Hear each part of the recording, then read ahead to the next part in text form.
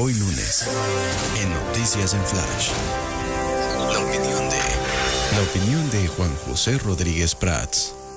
Aquí está el licenciado Rodríguez Prats. Tenía una semana que no nos saludábamos, pero lo hacemos esta tarde. ¿Cómo le va? Bienvenido. Pues mi estimado Hugo, muchas gracias. Pues estudiando, leyendo, viendo las cosas que suceden en mi partido. Tuve un viaje a México para estar allá. Pero bueno, esas son cuestiones partidistas que no creo que sea conveniente ventilarlas por este medio. Me gustaría comenzar, Hugo, con una frase muy citada dentro de las muchas que externó en su largo trayecto don Jesús Reyes Heroles. Pensemos precavida y precautoriamente que el México bronco, violento, no está en el sepulcro, únicamente duerme, no lo despertemos. El México bronco, yo creo que no debemos minimizar lo que está pasando en todo el país. A unos días de que empiece un nuevo gobierno, creo que su tarea va a ser apagar fogatas, hacerla un poco de bombero.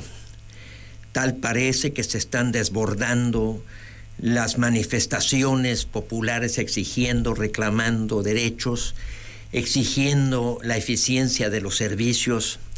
Y hay un problema que tiene que asumir de inmediato la presidenta, que es la reforma judicial. Creo que en la reforma judicial se tocó a un gremio, a un sector, al que no se le dio su lugar, al que no se le consultó, que es el Poder Judicial. Son 55,000 trabajadores que vienen creando lazos de solidaridad, de empatía, por mucho tiempo, trabajando en juzgados, trabajando en los tribunales, llevando cursos, superándose. Es un sector preparado, es un sector que no está dispuesto a ceder su posición, su plaza, y que además se la ganaron a pulso, se la ganaron con exámenes, con pruebas de capacidad, y que ahora se tengan que someter a un proceso que lo ven injusto, que lo ven arbitrario. Creo que tienen muchísimos argumentos y están sumamente cuestionados. O sea, es un problema verdaderamente grave. Todavía no manifiesta, como lo dije en ocasiones anteriores, la Suprema Corte de Justicia la última palabra, que si no puede corregir todos los atropellos que se cometieron, bueno, entonces tenemos una Suprema Corte que no está asumiendo su tarea de ser el custodio más importante de la Constitución. Paso a otro tema. Toda la prensa hoy está especulando que prácticamente va a haber dos cabezas en el gobierno.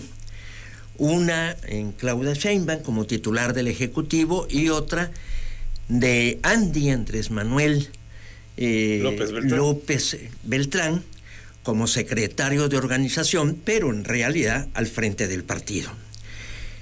Para mí hay una frase de Jesús Silva Herzog que dice en brevísimas palabras: el poder de Sheinbaum será un poder enorme dentro de una prisión. Entonces, ¿qué me atrevería yo con toda osadía a sugerirle a la presidenta Claudia Sheinbaum el próximo 1 de octubre? Me parece que el mensaje con los que el presidente asumen su cargo es de una gran trascendencia. La gente lo espera con inquietud, espera algunas luces.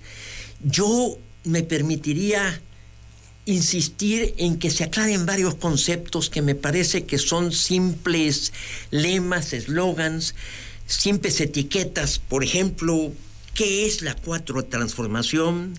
¿Qué es el segundo piso? ¿En qué consistió el primer piso? Ayer Claudia Sheinbaum dijo el más fuerte movimiento del mundo. Ah, caray, pues que me explique en qué consiste. El legado de AMLO, el legado de López Obrador. ¿Cuál es el legado de López Obrador? El cambio de régimen, el humanismo mexicano. Ahí te menciono 5 o 6 ideas que se han expresado, casi te diría como ocurrencias. no le veo un sustento ideológico, un sustento de pensamiento, de doctrina, de plataforma, de ideas que sean faro, de ideas fuerza, muchos politólogos así las califican. Entonces, se va a enfrentar Claudia Sheinbaum el día 1 de octubre a un trilema. O sea, 3 posibilidades. Una, pues ser una mujer sumisa, sometida, y pues consultando qué debe decir y qué debe hacer. Muchos señalan que esa va a ser su línea y que no la va a modificar. Hay una segunda posibilidad de que con habilidad política, en forma muy tersa, muy suave, pueda ir posicionando un gobierno con sello propio. Esto a mí me parece que tenemos varias experiencias históricas. Por ejemplo, yo te diría el discurso de Adolfo Ruiz Cortines en su toma de posesión después de Miguel Alemán. Había señalamientos graves de mal manejo de recursos, de corrupción, de amiguismo. Yo creo que el mismo Miguel Alemán se inclina para que su sucesor fuera Adolfo Ruiz Cortines, en el afán de corregir y de darle autoridad moral al gobierno, a la institución más importante del sistema. Don Adolfo pronuncia un discurso que si tú lo lees no ves ninguna referencia ni ningún ataque, pero los que estuvieron en la ceremonia con el dedo, porque también hay un lenguaje verbal, sí quedó claro, apuntaba, sí quedó claro que había un distinto jefe del Poder Ejecutivo. O el caso de José López Portillo, creo que lo mencioné, del discurso que él pronuncia. En los últimos meses de Luis Echeverría había una gran inquietud, había una gran duda de qué iba a ser Luis Echeverría. El discurso de López Portillo fue magnífico, fue un discurso que despriorizó lo que era el ambiente. El ambiente estaba cargado, estaba como está hoy, porque no podemos hablar de que las cosas estén bien con los brotes de violencia que tenemos en todo el país. Y el discurso de López Portillo fue muy tranquilizador, fue de una gran mesura, de una gran sensatez, a grado tal de que el peso empezó a recuperarse. Después de la devaluación que se había tenido a partir de los últimos días del informe de Luis Echeverría. Entonces, yo creo que Claudia Sheinbaum se debe ver en este espejo. Y una tercera posibilidad es un rompimiento brusco, un rompimiento que nos lleve a un conflicto fuerte. Jorge Volpi, que es un buen escritor, un buen analista, dice una frase que me agradó mucho: lo que presenciaremos a partir de ahora será una guerra intestina de proporciones épicas, la batalla descarnada y salvaje en medio de desmentidos e hipócritas llamados a la unidad entre Claudia Sheinbaum y Andrés Manuel López Beltrán. Yo creo que también Claudia Sheinbaum debe mandar varios mensajes. Por ejemplo, va a seguir sosteniéndose estas empresas que yo calificaría como sanguijuelas, que están gravitando sobre el presupuesto, lo que es Pemex, lo que es Comisión Federal de Electricidad. Hoy el Financiero, en su primera plana, señala cómo están las finanzas y cómo están los números en Pemex. Es verdaderamente dramático la situación, en cómo han decaído los principales indicadores, la producción diaria, cómo se ha disparado los gastos en refinación, la deuda pública, los accidentes, en fin. O se convierte en empresa productiva. Ese es el dilema. O empresas sanguijuelas o empresas productivas.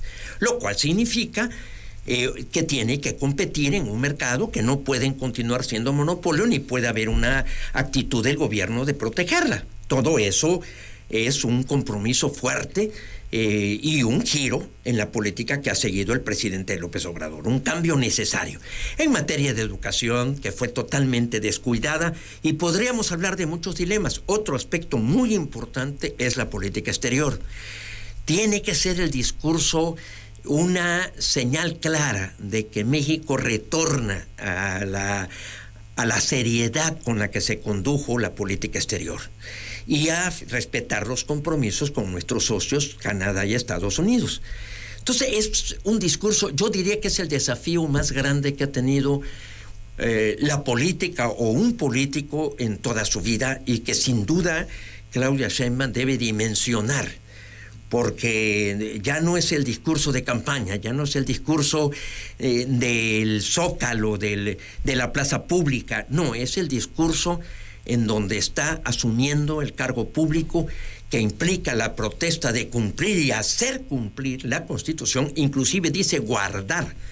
Y a mí me atrae mucho el por qué guardar, porque se trata de conservar, pero con respeto, no es de meterla en un cajón. No, guardar en el sentido de respetar, de darle vigencia, de darle observancia, de darle cumplimiento, de que la ley tenga vitalidad, porque la ley debe tener vitalidad en el buen sentido de la palabra, en su sentido más amplio, de que tenga que acatarse. Entonces son muchos los retos, son muchas las voces que están surgiendo y de lo que se espera, pero creo que estos dilemas, o este primer trilema y los dilemas deben ser despejados. Debe haber un discurso accesible, claro, auténtico, que convenza, que sea un discurso verosímil y que nos permita renovar la fe, porque se dirá lo que sea del viejo PRI, pero había una renovación sexenal, se generaba una gran expectativa. Y esto se llegó a hablar hasta de la ley del péndulo, esto lo hemos comentado, que viniendo inclusive del PRI, pero se percibía que iba a haber un giro, una corrección de las políticas equivocadas, y a su vez los protagonistas lo aceptaban. O sea, el presidente saliente entendía que su ciclo había concluido y la nación continuaba en la estabilidad y en la gobernabilidad. Hoy hay una enorme incertidumbre. Ojalá y las palabras de Claudia Sheinbaum nos despejen y también establezcamos una relación un tanto más cordial con todos los grupos políticos.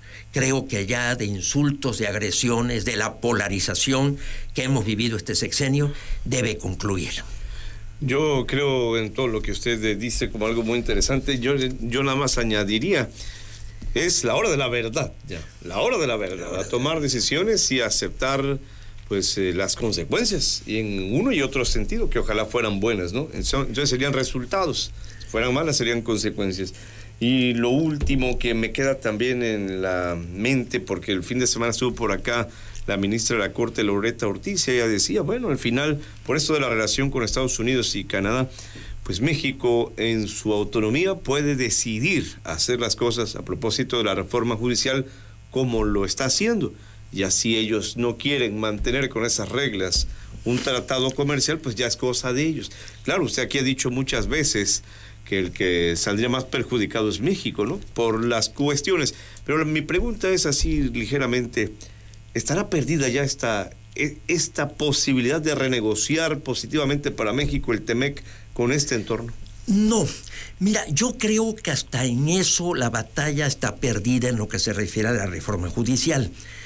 Porque frente a los juristas más destacados, frente a los 8 ministros de los 11 que tienen una idea clara de sus responsabilidades, los 3 ministros que fueron propuestas del presidente López Obrador, Loretta Ortiz, Lenia Batres y Yasmín Esquivel, pues que me disculpen, esto son muy limitadas. Tienen una muy pobre formación jurídica, muy escasa, pero escasísima experiencia judicial, y además se han enfrentado con el resto de los ministros, inclusive pues la imputación que se le señaló a Yasmín Esquivel, que plagió su tesis. Después Lenia Batres está en un afán de ser la ministra del pueblo. No, aquí es la ministra de la ley, no es a representar ninguna fracción ni ningún partido.